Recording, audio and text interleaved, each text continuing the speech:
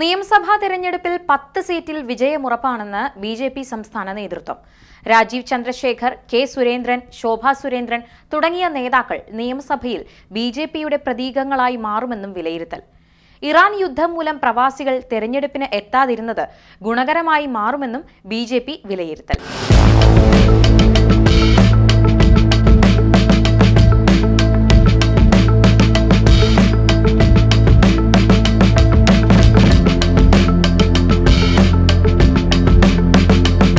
നിയമസഭാ തെരഞ്ഞെടുപ്പിന്റെ ഫലപ്രഖ്യാപനത്തിന് ദിവസങ്ങൾ മാത്രം ശേഷിക്കെ 10 സീറ്റിൽ വിജയം കൈവരിക്കുമെന്ന വിലയിരുത്തലുമായി ബിജെപി സംസ്ഥാന നേതൃത്വം. അതേസമയം കേന്ദ്ര ഇന്റലിജൻസ് ഏജൻസിയുടെ റിപ്പോർട്ട് പ്രകാരം എൻഡിഎക്ക് 2 സീറ്റ് കിട്ടുമെന്നാണ് വ്യക്തമാക്കിയിട്ടുള്ളത്. നേമത്തും മഞ്ചേശ്വരത്തും ഇത്തവണ സ്ഥിതി അനുകൂലമാണെന്ന വിലയിരുത്തലിലാണ് കേന്ദ്ര ഏജൻസിയുള്ളത്. എന്നാൽ ഈ നിലപാടിനെ തള്ളി 10 സീറ്റിൽ വിജയമുറപ്പാണെന്ന നിലപാടിലാണ് ബിജെപി സംസ്ഥാന നേതൃത്വം. ബിജെപി ഏറ്റവുമധികം പ്രതീക്ഷ പുലർത്തുന്ന ജില്ലയാണ് തിരുവനന്തപുരം. നേമം, കഴക്കൂട്ടം, കാട്ടാക്കട എന്നീ മണ്ഡലങ്ങളിൽ ജയമുറപ്പാണെന്നാണ് ബിജെപിയുടെ നിരീക്ഷണം. സംസ്ഥാനത്ത് ബിജെപി ആദ്യമായി അക്കൗണ്ട് തുറന്ന ഇടമാണ് നേമം നിയോജകമണ്ഡലം. അന്ന് ഒ രാജഗോപാലാണ് നേമത്ത് താമര വിരിയിച്ചത്. ഇത്തവണ സംസ്ഥാന അധ്യക്ഷൻ രാജീവ് ചന്ദ്രശേഖറാണ് നേമത്ത് മത്സരിച്ചത്. രാഷ്ട്രീയത്തിന് അതീതമായി വൻതോതിൽ വോട്ട് സമാഹരിക്കാൻ രാജീവ് ചന്ദ്രശേഖറിന് കഴിഞ്ഞിട്ടുണ്ടെന്നും അതിനാൽ വിജയമുറപ്പാണെന്നുമാണ് എൻഡിഎയുടെ വിലയിരുത്തൽ. നേമത്ത് 80.62% പോളിംഗ് ശതമാനം. ഈ വിധത്തിലുള്ള ഉയർന്ന പോളിംഗ് ശതമാനം തങ്ങൾക്ക് അനുകൂലമായി മാറുമെന്നും ബിജെപി കരുതുന്നു. ബിജെപി അത്യധികം വിജയപ്രതീക്ഷ പുലർത്തുന്ന മണ്ഡലമാണ് മഞ്ചേശ്വരം. കഴിഞ്ഞ തെരഞ്ഞെടുപ്പുകളിൽ നേരിയ വോട്ടുകൾക്കാണ് ഇവിടെ സീറ്റ് ബിജെപിക്ക് നഷ്ടമായത്.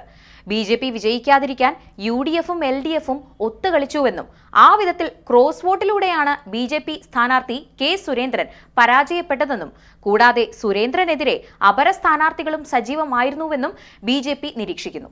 എന്നാൽ ഇത്തവണ ആ വിധത്തിൽ വോട്ട് മറിയാനുള്ള സാധ്യത കുറവാണ്. കൂടാതെ ഇറാൻ യുദ്ധവും തങ്ങൾക്ക് ഗുണകരമായി എന്ന വിലയിരുത്തലും ബിജെപിക്കുണ്ട്.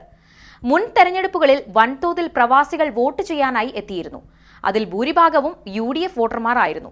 എന്നാൽ ഇത്തവണ യുദ്ധം മൂലം പലർക്കും എത്താനായില്ല. ഈ സാഹചര്യം തങ്ങൾക്ക് ഗുണകരമായി മാറുമെന്നാണ് ബിജെപി കരുതുന്നത്. ബിജെപിയുടെ മുതിർന്ന നേതാവ് ശോഭാ സുരേന്ദ്രനിലൂടെ പാലക്കാട് സ്വന്തമാക്കാമെന്ന പ്രതീക്ഷയും ബിജെപിക്കുണ്ട്. അവസാന റൗണ്ടിലുണ്ടായ പണം നൽകൽ വിവാദമടക്കമുള്ള അനിഷ്ട സംഭവ വികാസങ്ങൾ മറികടക്കാൻ കഴിഞ്ഞുവെന്നും അത് വിജയത്തെ ബാധിക്കില്ലെന്നുമാണ് ബിജെപി നേതൃത്വം കരുതുന്നത്. കൂടാതെ കൊല്ലം ജില്ലയിലെ ചാത്തന്നൂർ, തൃശൂരിലെ നാട്ടിക, മണലൂർ എന്നിവയും 2020 മത്സരിച്ച കുന്നത്തുനാട് എന്നീ സ്ഥലങ്ങളും ജയിക്കുമെന്നാണ് ബിജെപിയുടെ വിലയിരുത്തൽ. 10 മണ്ഡലങ്ങളിലെ വിജയപ്രതീക്ഷ ബിജെപി ആവർത്തിക്കുന്നത് ചില കണക്കുകൾ ഉദ്ധരിച്ചുകൊണ്ടാണ്.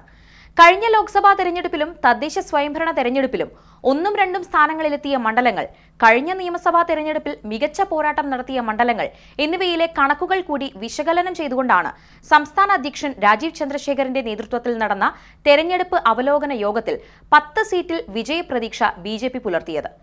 ഈ വിധത്തിലുള്ള അവകാശവാദങ്ങൾ ബിജെപി നേതൃത്വം പുലർത്തുമ്പോഴും അത് അതിരുകടന്ന ആത്മവിശ്വാസമാണെന്ന വിലയിരുത്തലാണ് രാഷ്ട്രീയ കേന്ദ്രങ്ങൾക്കുള്ളത്. എന്തുതന്നെയായാലും മെയ് 4-ന് മാത്രമേ യഥാർത്ഥ ചിത്രം തെളിയുകയുള്ളൂ. അതിനുവേണ്ടിയുള്ള കാത്തിരിപ്പിലാണ് രാഷ്ട്രീയ കേരളം ഇപ്പോൾ.